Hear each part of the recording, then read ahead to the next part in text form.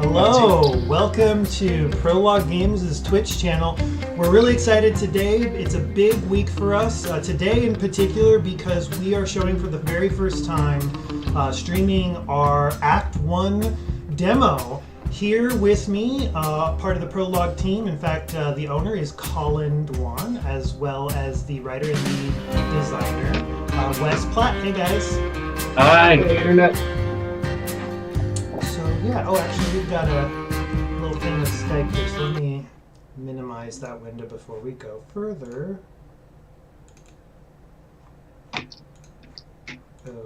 Alrighty.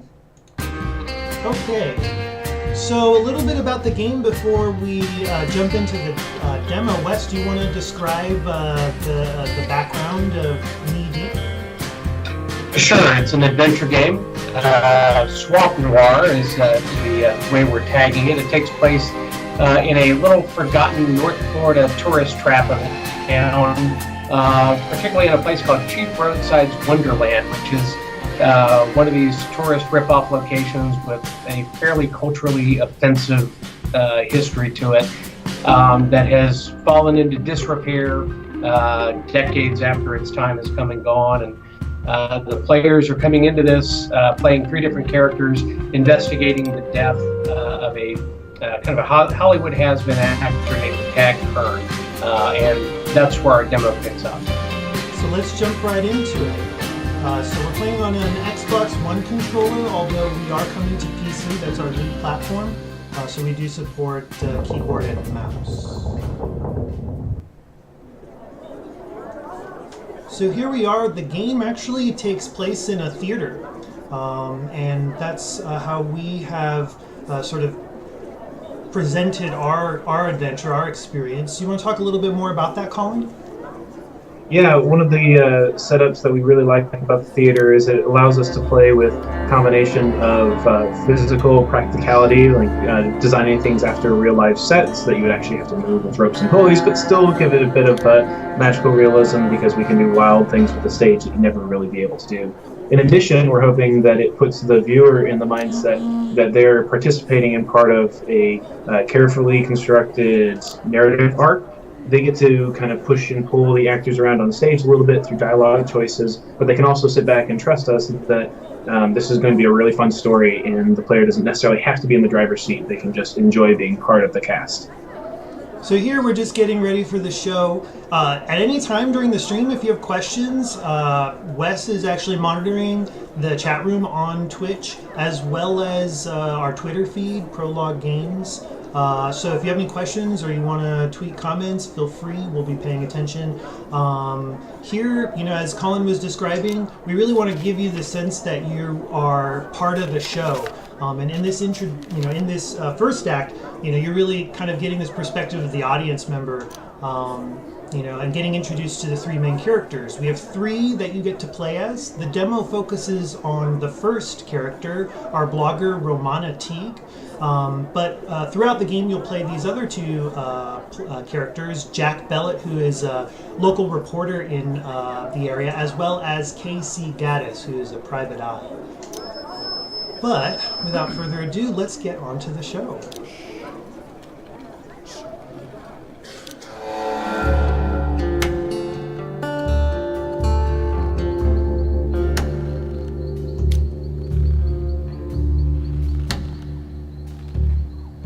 The game starts with an unfortunate suicide. We see here, hanging from the Cheap Roadside's Wonderland tower, is an actor, Hollywood star Tad Kern. Here, the game is just letting us know that we can actually press the back button on the controller, and we'll bring up Journal, which has a bunch of helpful clues and such. We'll go through that a little bit more in depth later in the demo.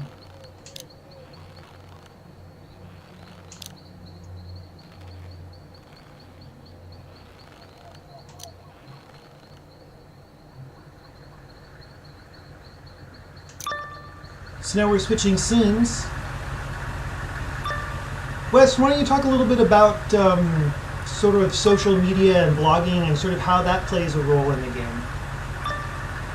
It ended up playing a huge role. Originally, it was just kind of this flavor thing because Romana's character is a blogger. She works for a blog called Fan Rage. It's a Hollywood gossip site.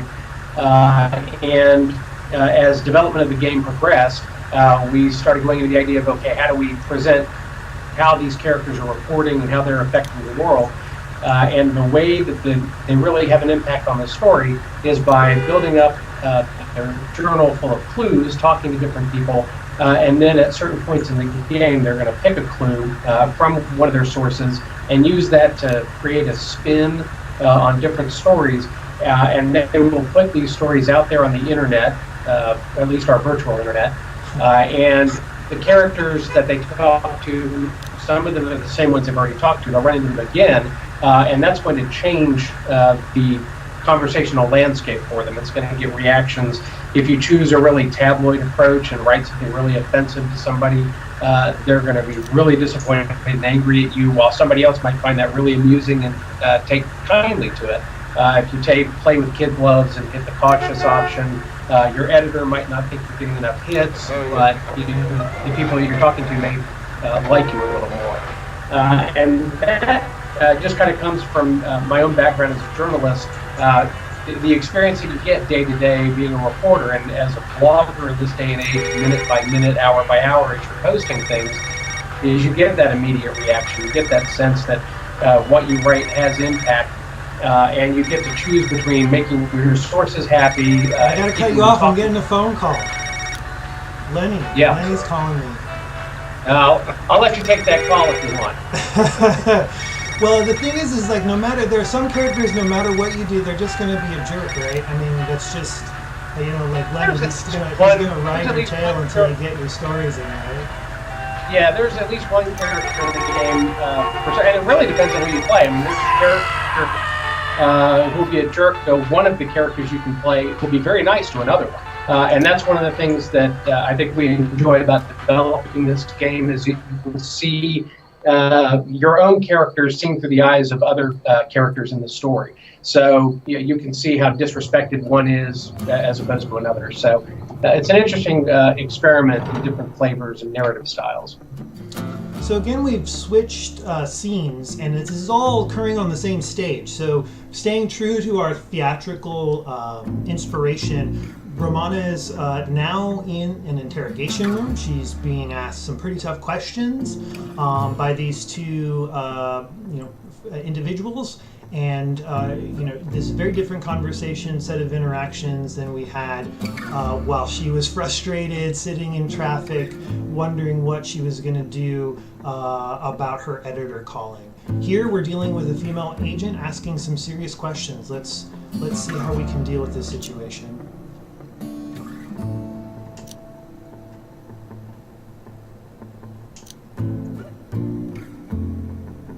So this is occurring much later in time after Romana has visited the town of Cypress Knee. So there's a lot that's gone down, but at this point in the game, we don't know what. It's still a mystery.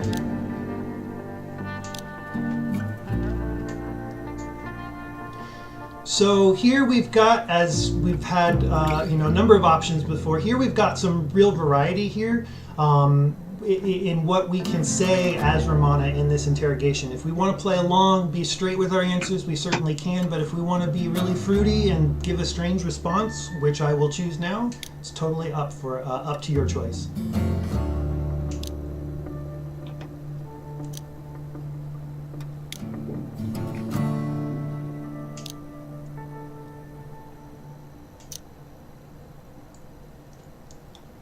So we have these moments that we call out called these critical choices that we specifically want to draw attention to as a way of letting you as the player know that, hey, whatever you decide here is going to have some consequences later on in the game. It may be that a character dislikes you. It may be that an option is closed off. It may be that you have additional options that become available.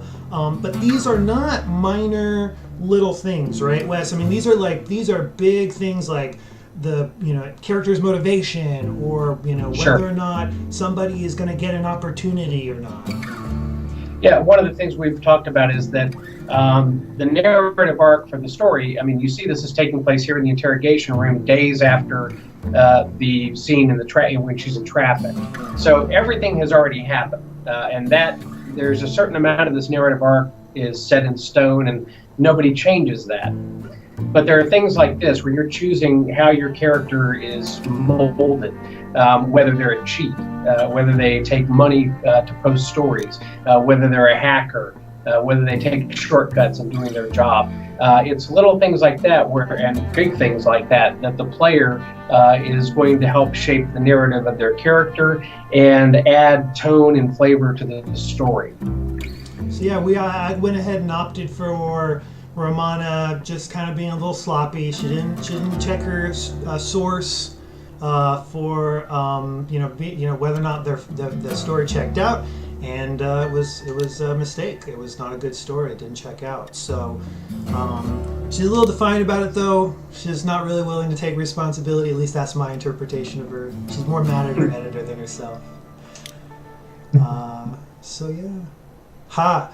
So the male agent gives her a little bit of a jab.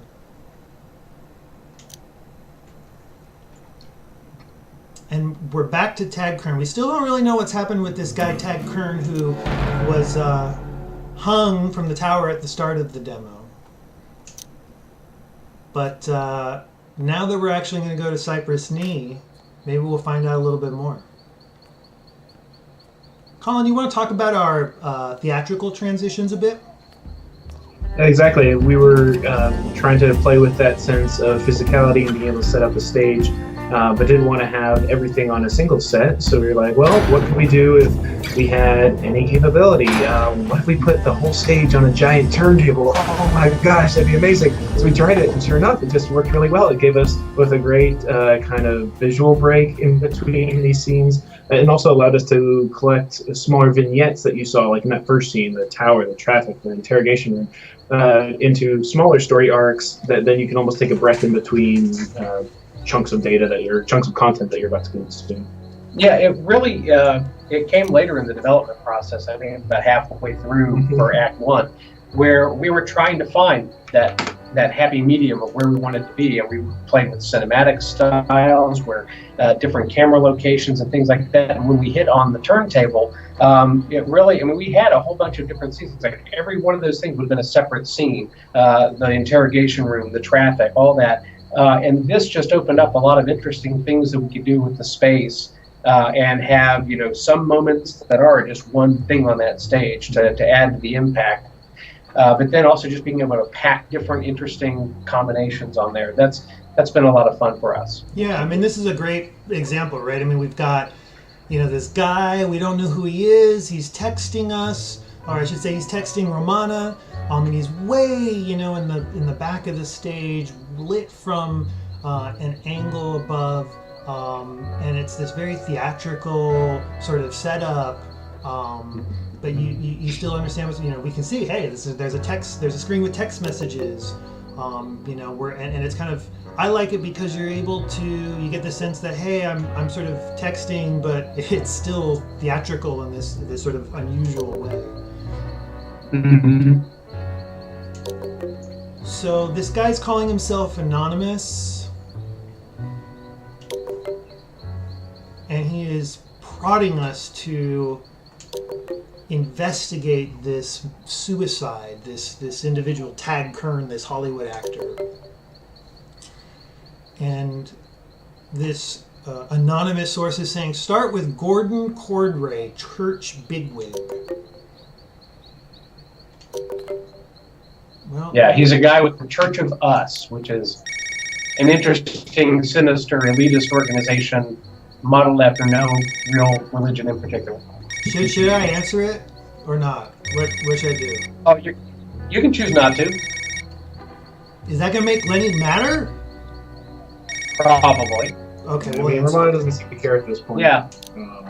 This is the second time he's okay. called. He's pushy. I'm going to give him a strange response.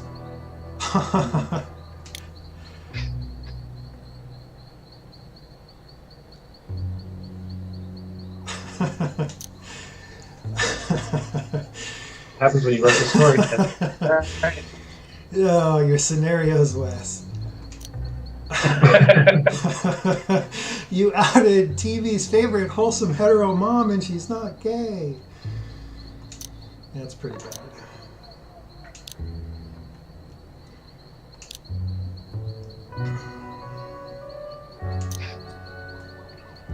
So as Wes was saying earlier, the fun with the blogger personality here is the tension between the editor, who really just doesn't care what the facts are, just wants something juicy, and you as a person on the ground seeing the impacts of your statements on other people. Like, do you want to say something that's going to be inflammatory, or do you want to go ahead and cater to your editor's needs, and who cares what everybody thinks about you?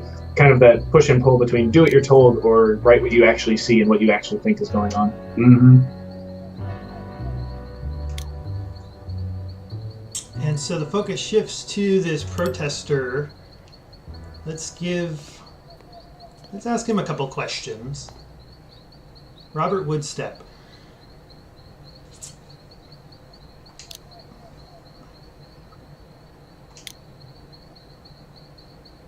It depicts Native Americans with demeaning stereotypes. Yep, it really does. Really, Romana doesn't care about. She just wants her byline, right? Mm-hmm. It is pretty tacky, yeah. Just to be clear, anybody watching, joining, we also think it is tacky. It is a sarcastic statement, so about these kind of it's along American the landmarks. lines. We're from North Carolina. I'm originally from Florida, but we live in North Carolina, and it is along the lines of south of the border with the horrible sombrero tower and the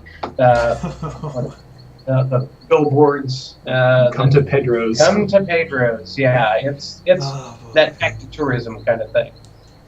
So yeah, if you're just joining us midstream, I'm Tracy Allen. We've got Colin and Wes, who are actually in London. I didn't explain that. We're split. The team is split right now.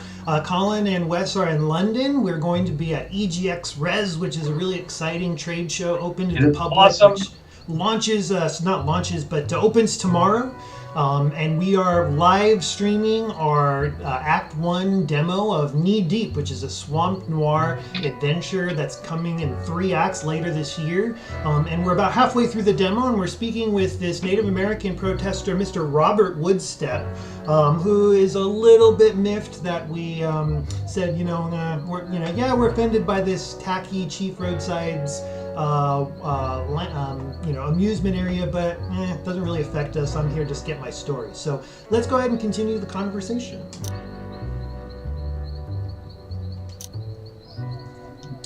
So Wes was just explaining a moment ago about the Church of Us. Robert Woodstep here is outside their RV, which is their sort of mobile base of operations for their evangelism outreach. And Wes, why don't you tell us a little bit more about the church? The church is essentially an organization that's very elitist. It caters to the rich and famous and the incredibly poor and gullible who can't afford to be that. It relies on people like Tag Kern to invest heavily in the church with the annual tithing or contributions that they want to give. And treat them like demigods, and then there are common folk that go and spend their money and go bankrupt because they're trying to maximize their opto levels. So it's like a religious version of the old Amway scam, and it's a bit of a pyramid scheme and not based on any other particular organization at all.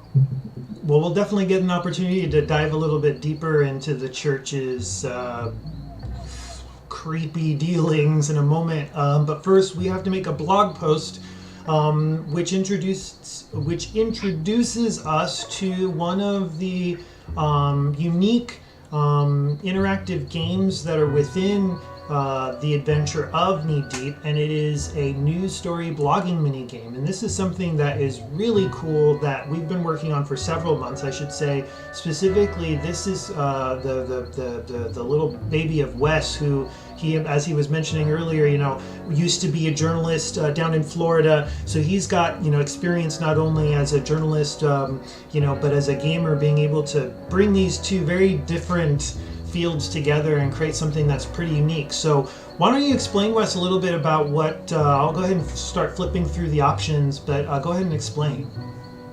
Well, it was kind of bizarre. I was talking to Colin about this before we left. The idea that two of my careers are now slamming together in some weird Reese's cup of professionalism. Delicious. Yeah, it's very delicious. I love it. But yeah, it has kind of worked out to be this narrative tool, like pistons in an engine. I mean, the player collects these clues, and it's, instead of just having a journal full of information, you're able to act on that information, and you're able to take different spins. You can be cautious, edgy. You can post something really inflammatory with the tabloid feature.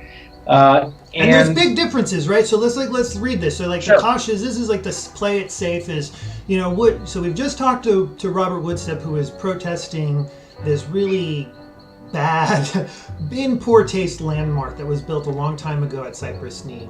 And the story, if you take the cautious approach, says, hey, Robert Woodstep was there. He's a resident of Cypress Knee, wants owners of Chief Roadside's Wonderland to abandon basically the bad stereotype. He waved a sign, and that's it. Pretty mild story. Now, if you go to the other end of the spectrum, which is tabloid, you say, Robert Woodstep urged onlookers to join his crusade to bring change to Chief Roadside's Wonderland, but you also add that Tad Kern killed himself in the tacky outmoded North Florida monument to genocide and casual racism. Pretty sensational. So how you end up spinning the story will have a pretty significant impact, not just on Woodstep, right? I mean, but that's going to shade opinions with other people as well. Right. I mean, at some point in the game, you're going to meet the guy who owns Chief Roadside's Wonderland. He will have seen that post. If you say something really like, oh my God, this is such a terrible thing, he will not respond kindly to you. And that's the reality of being a journalist of any stripe. So yeah, that was kind of a lot of fun to bring that element in there. And it really helped inform, somewhat to my detriment for having to recast some things and add more options. Yeah. But I think that it's for the benefit of the game that by having this option, this mini game within the game, it really opened up a lot of possibilities for us to say for the player, okay, if I chose this option and this option, or if even you play a different character and they tell a story a different way, but you tell it cautiously, but your other character tells something similar but spins it the other way, it may actually be favorable for you later. So there's different combinations you can play with. It's a lot of fun from a design standpoint for me to think about the ideas that you can do, and also think about the choices you make in Act 1 should have some echoes in Act 3. So it's a lot of work, but awesome. Damn, it's worth it. Yeah, I'm gonna choose the tabloid option because I figure, okay, so if you're as a journalist willing to go ahead and say that this place is like casually racist, then you're probably okay with pissing off the owner. So we'll go ahead and do that. We'll do that. I mean, our game, like you're saying, is so narrative driven. It's a lot of work to write these options, but that's what we're delivering. I mean, as a gamer, if you love reading really in-depth stories and getting into characters and finding out, really what's behind the mystery, you're really going to get into this game because this is totally for you. That's exactly what we want to build here. But beyond just delivering something really in-depth and sophisticated from a narrative standpoint, we want it to be visually appealing too, and that's why we opted for the theatrical style. And something else to note, little tidbit there, thanks to Corey Ferris, our environmental artist, to really put the cherry on the top of the ice cream of how big a jerks these guys in the Church of Us are. That RV is parked over a handicap space. So, yes, it is. Little touches like that are great. So yeah, we're actually talking to Mr. Gordon Cordray, who is the church bigwig as our anonymous source put it. So he, this is going to be a pretty interesting conversation. He's kicking it off with a pretty unusual statement of his own. Usually those come from our blogger Roman Hattid, but Cordray says you're a prismatic at the very least. What? Makes as much sense as a clock hand on a spoon.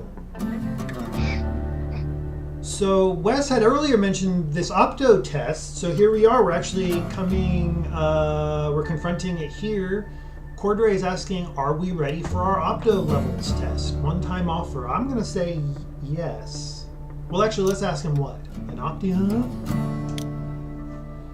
The test measures your status within the Church of Us. The lowest possible level is primordial. The highest rank one may attain is dark matter. And I'm sure that's the ranks determine your annual tithe. Is that correct? Oh yeah, and how well you're treated. Yeah. Oh yeah. Oh, of course. Yeah. We have an awesome question on the chat right now. Is what's the best pub we've been to so far on the England trip? Oh my gosh. We'll find out tonight. That's going to be our first pub tonight, I think. Mm-hmm. We're looking forward to it.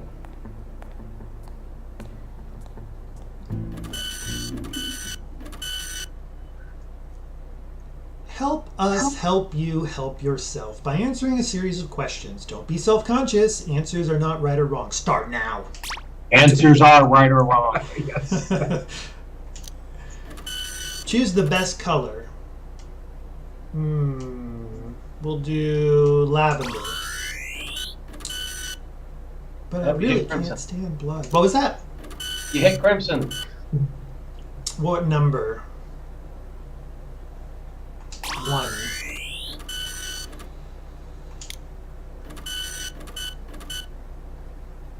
We'll do Frobisher.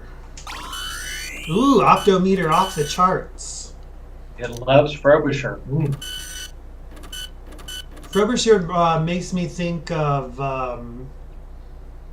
that's a pretty common last name. It makes me think of a lot of things. I was thinking of that series Damages with Glenn Close. You ever see that? Mm-hmm. Yeah, that was a good one. Oh boy, didn't like that. You can redeem yourself. I mean, so based on the answers, it's going to tell me what my opto levels are, right? Mm-hmm. Yeah. They like greedy people. You wake up in your apartment to find that you're last of humanity. How do you feel? Supreme. Oh wait, no, I said empowered. Whoops. Still good. Yeah, not bad. Just kind of good. Hey! Yeah. Quantum. They like you. They really like you. For you. Cool. Well, let's continue our investigation. I'm not quite sure what that crazy opto test was all about. But let's move on. We're going to now move to a different area of Chief Roadside's Wonderland. We're going to the Fun and Fuel Depot, which we can see silhouetted in the background. We're actually transition over there and see what's going on over there.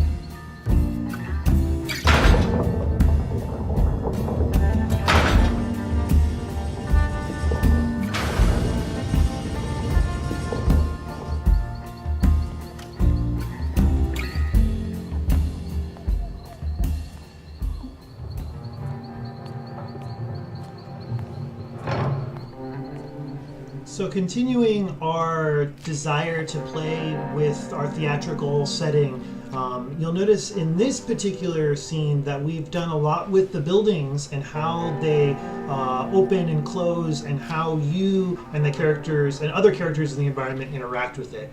So similar to how you saw the RV sort of clamshell-like closing down on itself, you'll see a lot of similar elements with the environment moving forward in the game. So we have two characters we can talk with here. We actually, our options are starting to expand as we get deeper into the game. Let's go talk to the clerk over here, Mr. Remy Dixon.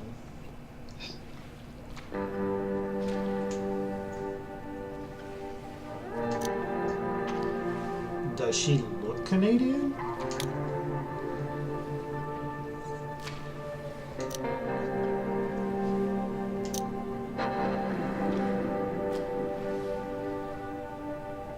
So this is one of those moments where what you picked on a previous news posting kind of got around. So Remy was checking out your story on Woodstep and said, wait a second, Woodstep used to be employed by these guys and now he's fighting against them? Like, this is kind of shallow.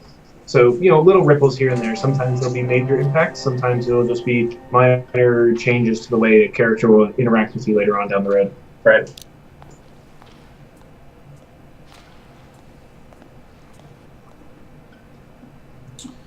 So the guy mopping the floor here is Jim Larman, and we're going to ask him a couple of questions about Tag Kern, the actor that we found hanging from Chief Roadside's tower. He found the body. So we're going to ask him a couple of questions about that. Was the man hanging from the tower Tag Kern? Sure looked like him, he says. What about the license photo? Didn't look at it, but thinks that he was kind of shrimpy. Was Kern alone? No. So here's a great opportunity actually for us to talk a little bit about the journal. We got a couple of clues. In addition to acting as the interface for your blogging, you can also access the clues that you use for blog posts, as well as look up different pieces of lore, which are basically encyclopedia-like entries about characters, different locations. Wes, do you have anything more to add to that? I think that covers it pretty well. So you have a running record of like a notepad in your phone of people you've talked to or pieces of information you've picked up about Chief Roadsides, and also the little achievements. I think if you took the Opto test, you should have an achievement in there that shows what your rank was. So we're trying to give players a little touch of information, plus you can see which ones are locked to you, which ones are available, which ones you have. So let's see. So I got the quantum level. That's 1. So I see dark matter. It won't let me go down because it's not unlocked. But so I got the penultimate level then. Right. Awesome. Okay, so we were talking to Jim Larman. Going back, we were checking out the clues and lore. So Jim Larman tells us that the actor that was hanging, Tag Kern, was staying at Chief Roadsides. He was working on a movie with a studio called, what were they called? Red Eclipse, which here's the lore entry. Hollywood-based movie studio that's been scouting a prison near Cypress Knee for a Tag Kern movie. Okay, so let's get back to the conversation. Jim Larman tells us that the Red Eclipse movie studio was looking for a location. Let's ask him, were they filming here? No, they were just checking out the prison. So, one thing that you might be noticing as we play through these scenes, we're hoping that each stage rotation brings kind of a new layer of context so that you start to see how deep this story really goes. So, our scene 1 was just setting up, like, who's Romana and how she's starting. Scene 2 is introducing a little bit of the players, the town. And scene 3 here is where we're really getting into what exactly was going on, who was Kern closest to, and you're getting at some of the juicy details of the death itself and the moments leading right up to it. So are these movie studio folks still here, Romana asks. Yep. Larman says that they're over at Hungry Chief's. Pretty weird place to mourn over at a diner. But hey, to each their own. Mm-hmm. So, director's note. From time to time, you'll see these notes pop up in the corner, and they're just an indication to you, that you've got key things going on in the game outside of conversations. So hey, there's a blog post coming up, or hey, it's now you are fast forward in time a day, and so you're back in that interrogation room, or there's a flashback, and now we're learning about something that happened a day ago. So anytime you see those director's notes pop up, it's going to provide a key piece of information about the setting, a clue to help you get through the next part of the game.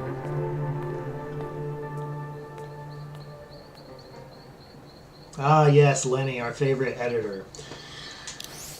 So here we are again. We've got another option. So yeah, I was really kind of curious about the movie studio crew. So let's see. We've got Kern's companions. The cautious option is, he died, they were scouting, and that the new movie would have been set at a nearby state prison. That is boring. That is not going to get any clicks at all. We need sensational. So the last movie on Tag's filmography, May Never Lens. Sources close to the investigation of the actor's sudden death say he was in North Florida town of Cypress Knee for a new project. The crew from Red Eclipse Studios scouted locations at a nearby prison. It remains to be seen whether Kern's suicide leaves the movie just as fatally. I'm doing that one. Yeah. You're welcome. Expect harsh pushback from Kern's friends. Well, I think we're about to meet some of them, so... Meanwhile, you're getting praise from your editor, so... Rare praise! Mm-hmm. So ZTM is like a rival blog, right? Yeah. And it's not like any other existing blog. No, that dishes Hollywood dirt. Oh.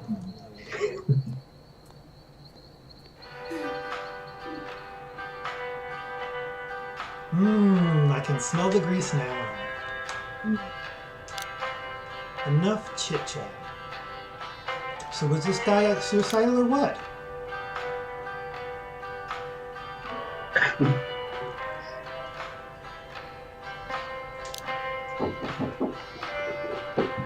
Yeah, that's what I think. Don't you think you should have seen this coming?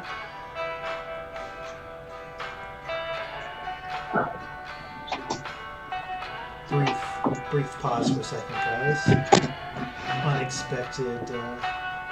Unexpected visitor. Hello.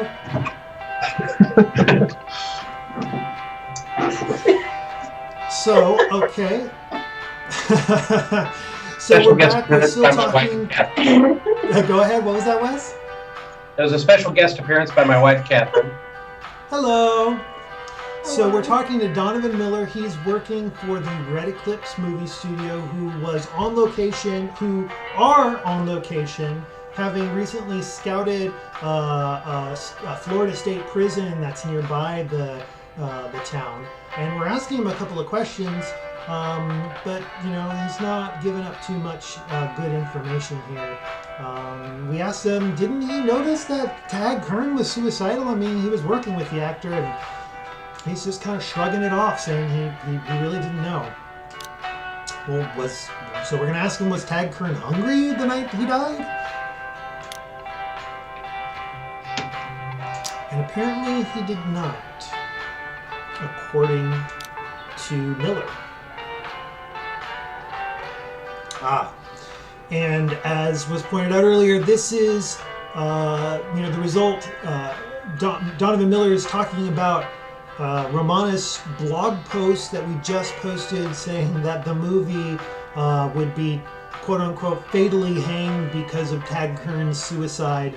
And Miller has read the story and is calling Romana out on her salacious post. But Romana can hold her own. Good talk. Sometimes I think ZTM gave you a raw deal when they called you Hollywood's emptiest suit. Bye-bye.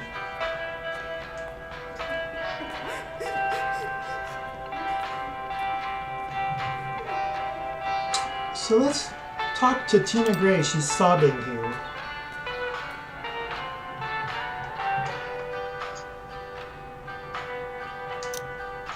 Tina Gray is Tag Kern's former girlfriend, who doesn't understand why he committed suicide.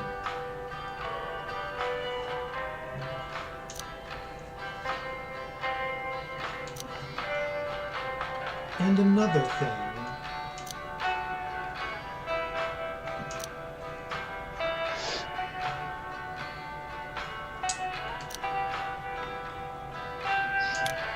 We'll just leave that there. And let's go talk to Remy again. Wait, how did he get here?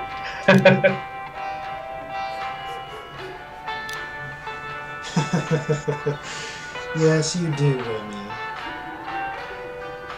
So what did he see? Served him a scout burger special. Ate like a hungry raccoon.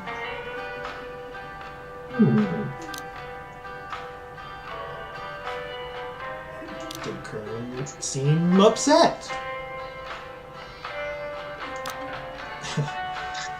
Does anybody like Tad Kern movies? How is he a movie star if he's made all these crappy films?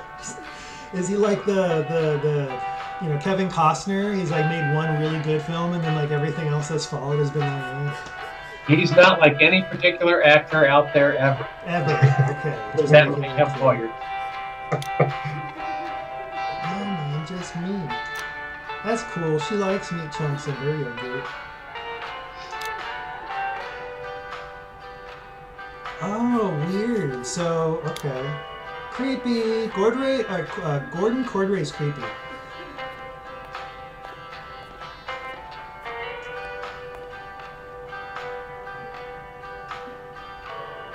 Like, who starts a conversation that way? It's such a tragedy what happened to your mother. Like what, like Mr. Burns from The Simpsons?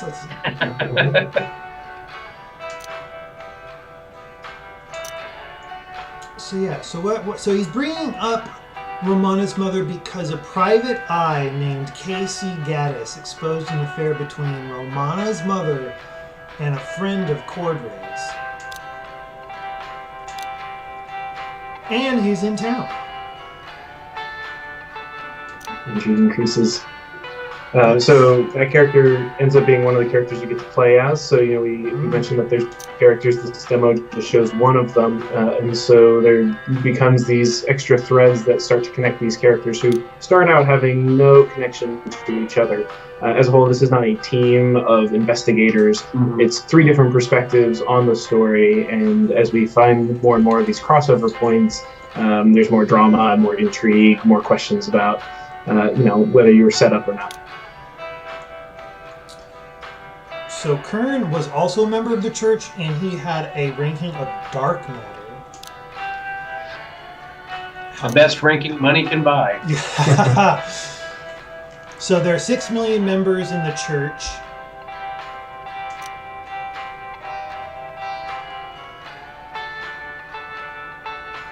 Expensive.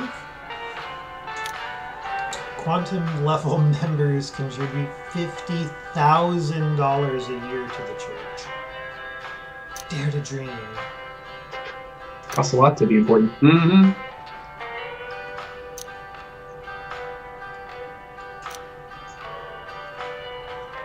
If Romana's blog stories get enough clicks.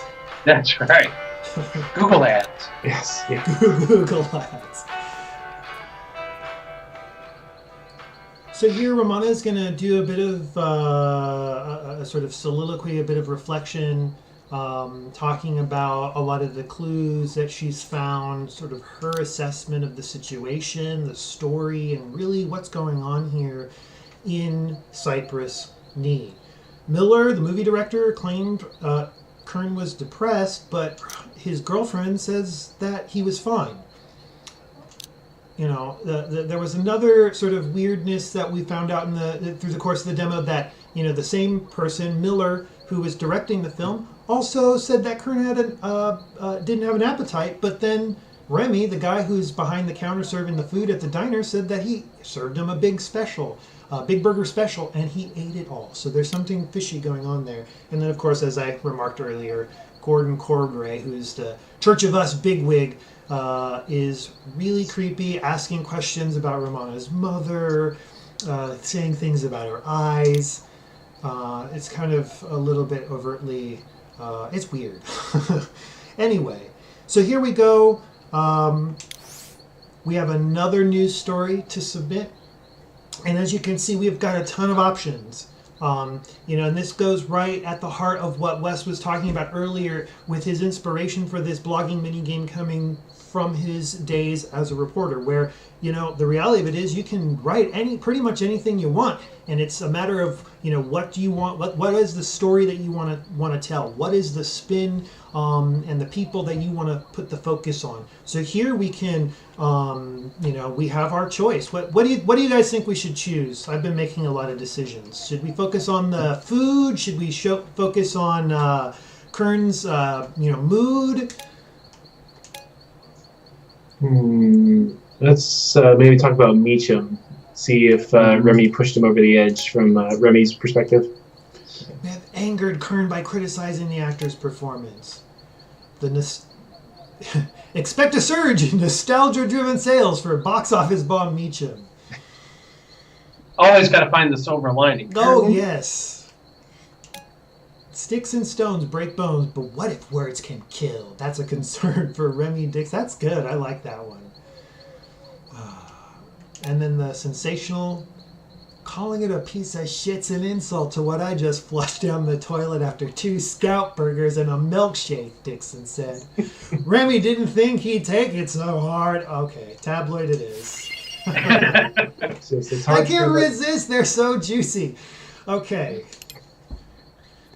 Well, now we're fast forwarding 2 days after the events that just transpired at the Hungry Chief's Diner, and lo and behold, we're being interrogated once again. Who is this source, they ask. Well, I'm not budging. I don't burn sources. It's confidential.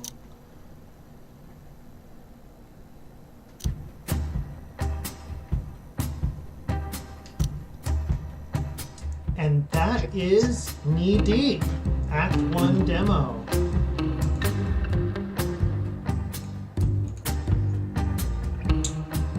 Well, thank you guys. Definitely appreciate you joining us. If you have any questions, we'll stay on the stream to kind of discuss a little bit more about the game and our plans in the coming months to show you more.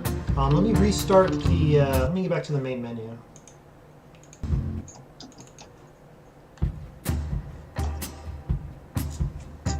So yeah. So we just finished the Act 1 demo for Knee Deep, where you play as blogger Romana T, one of 3 playable characters in our Swamp Noir adventure told in 3 acts. It's an episodic narrative adventure game set in backwater Florida town called Cypress Knee. Wes, you want to tell us a little bit more about the game?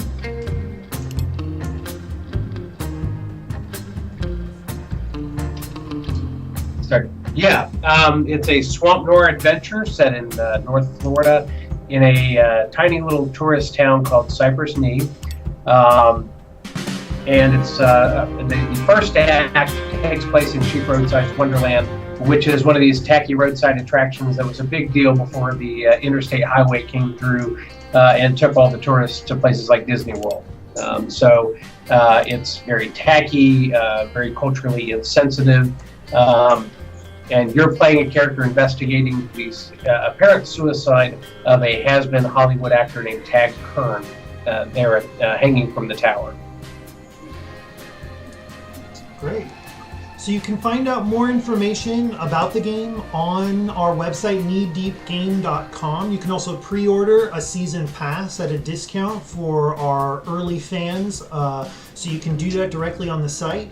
We'll be sharing more. If you're in London by chance and heading to EGX Res, you can get a hands-on with the game yourself at our station in the Indy area on the ground floor. Until we stream more footage, take care and thanks for watching. Thanks. See you. Thank you.